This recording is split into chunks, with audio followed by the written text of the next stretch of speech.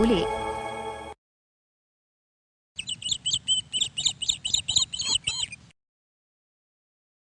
13वीं सदी थी। मराठा राज्य था। तभी 12 साल से गांव में विपत्ति आ पड़ी थी। खाने के लिए खाना नहीं था, इसलिए वहाँ की प्रजा बहुत दुखी थी। बहुत लोग भूख के मारे गुजर गए थे। भूख के दर्द को सह नहीं पा रहे थे, इसलिए कुछ लोग पत्ते वगैरह खाकर जी रहे थे। उस राज्य के एक गांव में संभाजी नाम का एक अधिकारी रहता था। देखिए जी, हमारे गांव के लोग खाने के लिए कुछ न होने की वजह से कितने दुखी हो रहे हैं। ये पनौती और विपत्ति कब जाएगी पता नहीं, लेकिन इसे सहना बहुत मुश्किल है। हाँ सच है, इस विपत्ति से हमारी प्रजा को कैसे बाहर निकाले समझ नहीं आ रहा। ये विपत्ति सिर्फ उन पर ही नहीं और कुछ दिनों में हम पर भी आ सकती है। हमारे घर में रखे हुए आहार भी खत्म होने आए।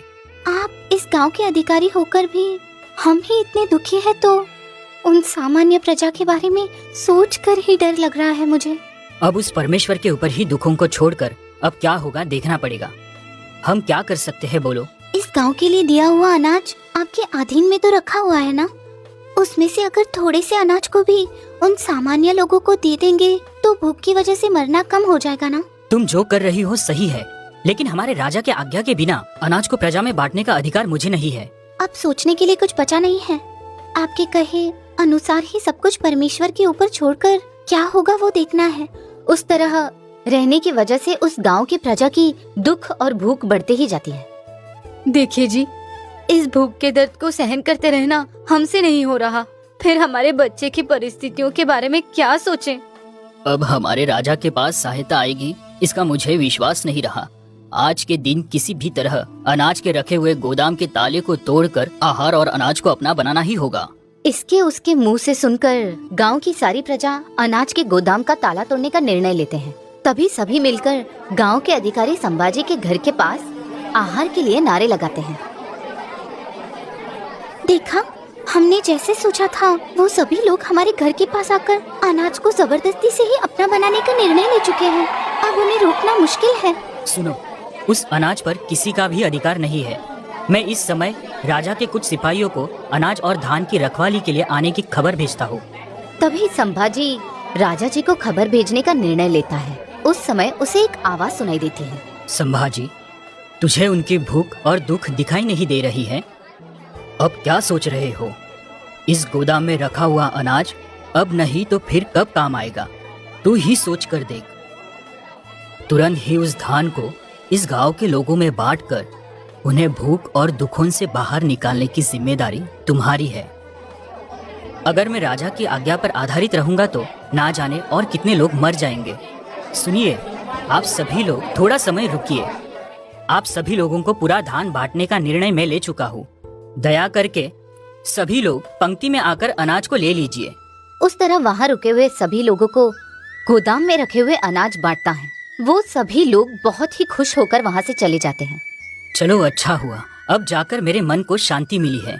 इनके भूख के दर्द को कुछ दिन तक रोक पाया हूँ, लेकिन राजा जी को इस अनाज को मैंने बांट दिया है पता चला तो क्या कहेंगे, वही डर है। अब जो कुछ भी हो सब परमेश्वर की इच्छा, अब पांडुरंग पर ही छोड़ देता हूँ। अनाज को पूरा बांट दिया है ये देखकर उधर खड़ा हुआ सिपाही तुरंत ही पत्र के अनुसार राजा को खबर देता है। उस पत्र को पढ़कर राजा गुस्से में आकर उनसे कहता है, अनुमति के बगैर पूरे अनाज को बांट देना। इतने हौसले से संभाजी ने वो काम किया, किसी बात की चिंता ना करते हुए खुद के गांव वालों को बेकार में अनाज दान कर दिया। तुरंत ही उसे बंदी बनाकर लेकर आओ, चलो जाओ। तभी तुरंत ही कुछ सिपाही गांव के अधिकारी संभाजी के घर जाते हैं। उस समय संभाजी पूजा करते रहते हैं। संभाजी, संभाजी, तुम्हें तुरंत ही राजा ने बंदी बनाकर लाने के लिए कहा है, तुरंत ही हमारे साथ चलिए। तभी अंदर से जवाब नहीं आने के कारण एक सिपाही घर के अंदर जाता है।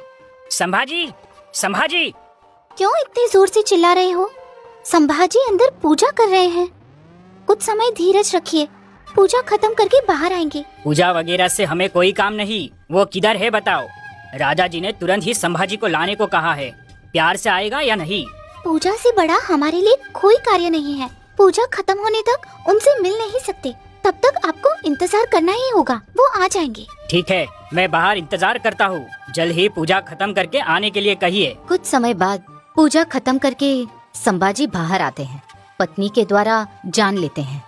मुझे कुछ हो जाए इस बात की तुम चिंता ना करना। हमने हमारा धर्म निभाया है। उस परमेश्वर को प्रसन्न करने के लिए हमने सब किया है। मुझे कितनी भी कठिन शिक्षा दी जाए, तुम चिंता मत करना। तभी हंसते हुए बाहर आकर सिपाहियों से मिलता है। संभाजी, आपको राजा जी ने आज्ञा पत्र भेजा है। तुरंत ही तुम्हें हमारे साथ आने के लिए कहा है। ठीक है, मैं तुम्हारे साथ आने के लिए तैयार हूँ, लेकिन एक बार मेरी पत्नी से मिलकर आता हूँ। तभी अंदर जाकर मुझे लेकर जाने के लिए वो लोग आए हैं। आज से परमेश्वर ही तुम्हारी रक्षा करेगा। मैं जाता हूँ। मैं जाकर आता हूँ कहो, उस परमेश्वर की रक्षा हम पर हमेशा रहेगी। संभाजी को बंदी बनाकर राजा के सामने पेश करते हैं। संभाजी, ये क्या किया तुमने? प्रभुत्व से संबंधी अनाज को खुद का समझकर गांव वालों में कैसे बांट सकते हो? राजा के खिलाफ जा चुके हो। तुम्हें नहीं पता उसकी शिक्षा क्या है? राजा, मेरी बात सुनिए। मैंने अपने स्वार्थ के लिए उस अनाज को नहीं बांटा। गांव में विपत्ति बढ़ने के कारण प्रजा को खाने के लिए कुछ नहीं था। मरने की हालत में थे। उन्हें अनाज बांटना गांव का अधिकारी होने पर मेरा फर्ज है। ऊपर से परमेश्वर ने भी मुझे आज्ञा दी। मतलब तुम्हारे परमेश्वर ने आज्ञा दी, ऐसे बोल रहे हो? कहाँ है परमेश्वर? मुझे दिखाई नहीं दे रहा। ठीक है, तुमने जो अनाज बांटा है उसकी कीमत 100 सोने की सिक्कों की है। उसे तुरंत ही दे दो, नहीं तो तुम्हें 20 साल की कारागार की शिक्षा दी जाएगी। इतने पैसे मेरे पास नहीं है राजा, इसलिए मुझे आप जो भी शिक्षा दोगे स्वीकार है। ये सब परमेश्वर की इच्छा है। मतलब तुम पहले से ही तैयार होकर आए हो, इसलिए तुम्हें 20 साल की कारागार की शिक्षा दे रहा हूँ। तुरंत ही इसे बंदी करके शिक्षा दी जाए। उस तरह राजा के आदेश अनुसार संभाजी को बंदी बनाकर कारागार में बंद करते हैं। तभी उधर तुरंत ही भगवत गीता पढ़ते रहता है। फिर दूसरे दिन राजा अपने परिवार के साथ बैठे हुए थे। वहाँ पर एक युवक आता है। वो बहुत ही अति सुंदर रहता है। उसे देखकर राजा खो जाता है। कुछ देर तक उसे देखते ही रहता है। राजा, मंगलपुर गांव के अधिकारी संभाजी का मैं सेवक हूँ। मैं उधर से आपके दर्शन के लिए आया हूँ। उसे देखते हुए राजा खुश होकर पूछते हैं, देखने में तो अति सुंदर हो। तुम संभाजी के सेवक हो क्या? तुम्हारा नाम क्या है? मेरा नाम विक्की है। मुझे माँ और पिता कोई नहीं है। मैं छोटी उम्र से ही संभाजी के पास सेवक का काम करता हूँ। विक्की, तुम्हारा नाम अच्छा है। वो तो ठीक है, वैसे किस लिए इधर आए हो? तुम सेवक हो, तुम्हारे मालिक को अब नहीं मिल सकते। समझ गए? उसने राज्य अपराध किया है, कारागार की शिक्षा काट रहे हैं। उसे जानकर ही यहाँ आया हूँ। मेरे मालिक ने किए हुए अपराध को माफ कीजिए। विपत्ति के कारण उनके गांव के लोग भूखे मर रहे थे। वो जिए या मरे सोच रहे थे। उसी वजह से मालिक ने गोदाम में रखे हुए अनाज को पूरी तरह से उन लोगों में बांट दिया। वो सब हमें पता है। तुम्हारे मालिक को उस अनाज पर किसी भी तरह का हक नहीं था। उसकी कीमत कितनी है पता है? 100 सोने के सिक्के। इतने पैसे बर्बाद करना गलत है ना?